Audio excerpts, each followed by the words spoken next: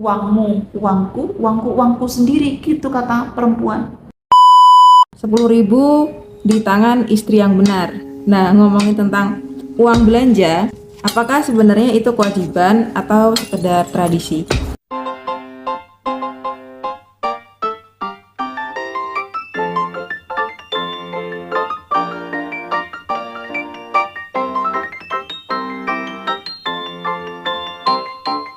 Jadi begini ya, kalau kita bicara masalah nafkah keluarga ya. Pertama kita memahami dulu ya, tentang realitas di masyarakat kita seperti apa. Bahwa ada keluarga itu yang suami mencari nafkah istri di rumah, ada yang istri mencari nafkah suami di rumah, dua-duanya mencari nafkah, ada loh yang dua-duanya nggak mencari nafkah, ya mungkin karena hartanya sudah sampai 7 keturunan, atau mungkin karena anak-anak dinikahkan sehingga nafkah masih pada orang tua, ya, ataupun juga single parent ya, karena single parent ya dia satu-satunya mencari nafkah itu. Nah, keluarga mana yang paling ideal dari 5 bentuk keluarga itu? Yaitu apapun bentuknya, keluarga yang ideal adalah keluarga yang menjamin tidak ada kekerasan apapun di dalam keluarga itu, termasuk kekerasan dalam hal penelantaran ekonomi. Tidak adanya sesuatu yang bisa dimakan padahal mungkin anggota keluarga lainnya bisa, misalnya itu penelantaran ekonomi, itu nggak ada terjadi. Lalu juga keluarga yang mempunyai semangat untuk mendorong semua anggota keluarganya tumbuh kembang secara maksimal. Dan yang ketiga, keluarga yang meyakini semua peran anggota keluarga itu sama-sama mulianya. Nggak ada istilah surga nunut neraka katut kalau orang Jawa. Jadi sama-sama penting yang menafkahi maupun yang dinafkahi. Kemudian juga keluarga yang terpenuhi kebutuhan dasarnya, keluarga yang relasinya punya relasi seimbang, karena yang berhak disembah itu Tuhan, bukan suami, bukan istri, sehingga suami istri itu punya relasi yang seimbang. Dan yang terakhir adalah keluarga yang melanggengkan kemaslahatan, kebaikan, keberkahan. Nah, kembali kepada masalah nafkah. Nafkah ini kewajiban siapa, tanggung jawab siapa? Di masyarakat kita masih banyak yang meyakini uangmu, uangku, uangku, uangku sendiri, gitu kata perempuan. Dalam arti uang suami, uang istri, uang istri sendiri. Coba kalau itu kita praktekkan dalam situasi yang saat ini, yang mana kadang-kadang laki-laki sudah sangat berusaha tapi susah untuk mendapatkan pekerjaan, sementara ada pasangannya, seorang perempuan yang cerdas, mudah bergaul sehingga dia mudah mendapatkan pekerjaannya. Apakah ini kemudian tidak merugikan situasi keluarga itu sendiri? Kalau menurut saya sih uang itu ya uang bersama ya, tidak lagi uangmu, uangku, uangku, uangku sendiri. Tanggung jawab nafkah itu ya memang tanggung jawab bersama menurut saya, tapi harus dengan pertimbangan halalan thayyiban dan ma'ruf. Apa maksudnya? Halalan thayyiban jelas nafkah itu diambil dari sumber-sumber yang halal, yang tidak mengeksploitasi orang lain, tidak dari menipu ya, tapi juga dengan cara yang ma'ruf. Ma'ruf di sini termasuk dalam hal bagaimana memperhatikan kesehatan reproduksi perempuan.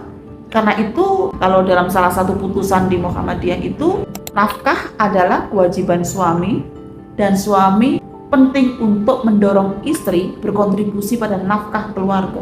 Mungkin begini bahasanya, kalau seorang istri sudah bekerja, jangan kemudian dia dieksploitasi yang membahayakan reproduksinya. Atau perempuan sendiri ya, ketika dia sedang menjalankan reproduksi, ketika sedang bekerja, maka penting untuk diperhatikan kesehatannya.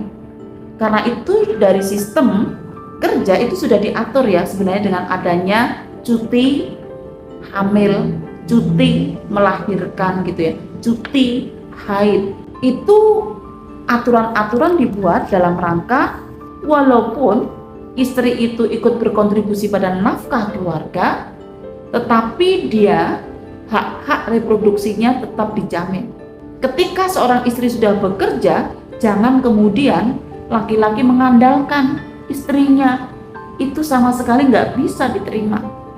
Ikhtiar maksimal harus diupayakan oleh suami karena dia tidak mengemban tugas reproduksi yang berat. Kalau bahasa saya sih, kalau sampai ada suami yang bilang, wah aku enak sekarang istriku bekerja, aku tak leha-leha saja. Ingat, malaikat raqib atid mencatatnya, nanti akan ditagih di akhirat sebagai laki-laki yang tidak bertanggung jawab terhadap nafkah keluarga.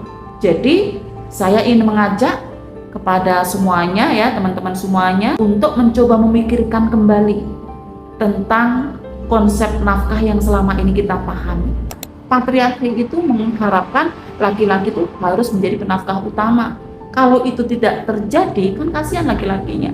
Tapi ingat ya, teman-teman semuanya, hampir semua ayat nafkah di Al-Quran itu diikuti dengan kata-kata la yukallifullahu nafsan illa wus'aha, diikuti dengan sesuai dengan kemampuannya.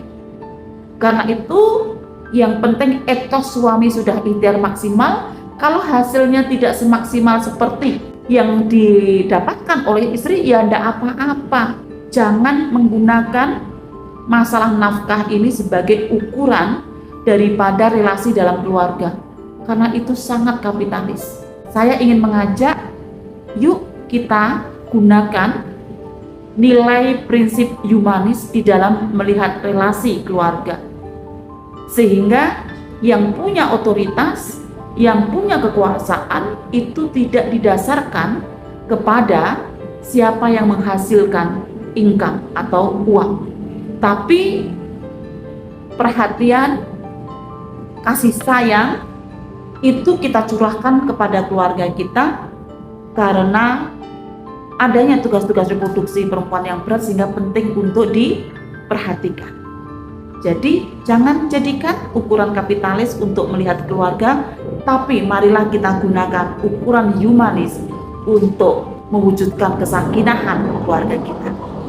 Assalamualaikum warahmatullahi wabarakatuh.